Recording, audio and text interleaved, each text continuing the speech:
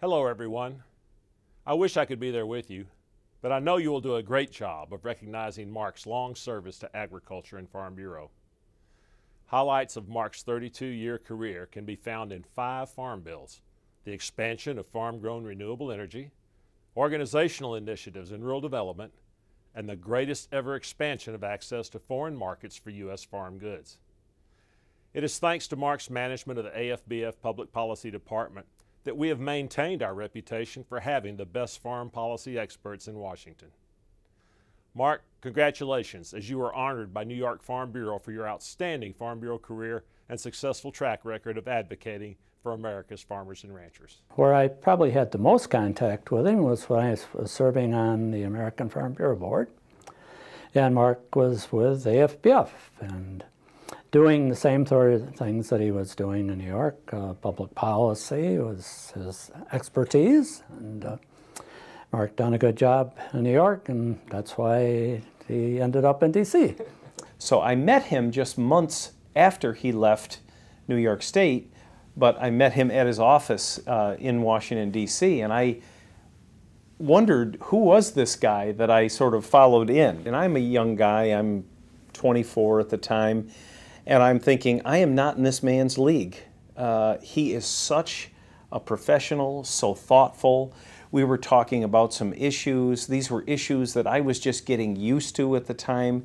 They were issues that he had full command over, and I thought, I'm going to have to step up my game if I'm going to be the person that follows in the footsteps of this guy, because he is a smart, high-quality individual, and I have a lot to learn. Those were my initial reactions with Mark Maslyn. First off, he had a great personality, so that he didn't come hard on people, but he grew their trust, and I think everyone respected Mark because he had done his homework, if you will, on the issues. So he knew what he was speaking about, and they soon realized that. What I learned from Mark was to have that calm, even, respectful demeanor in a meeting. He's unflappable. And if all of that matters in a state like New York, I can only begin to imagine how it matters in a place like Washington, D.C. There's so many people that have a hand in any one issue that he would probably be the first to tell you it's hard to attribute any one person to a success or to a failure.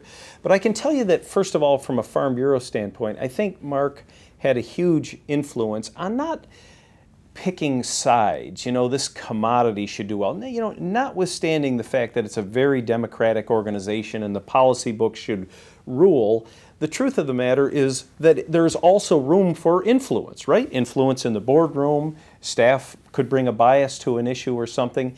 And I would say categorically, he didn't do that. He maintained balance through the process. He was very concerned about not only doing a good job, but also benefiting those who he represented. It's hard probably to categorize how many bad things he probably stopped in his time, in Washington, D.C. And it's an unfortunate thing to have to say to farmers who want to see action and want to see change, but sometimes the most important thing you can do is stop a bad idea, and Mark has done that countless times. Just an overall good gentleman, good spokesperson for the industry, and he will be missed. And we wish him the best in his retirement.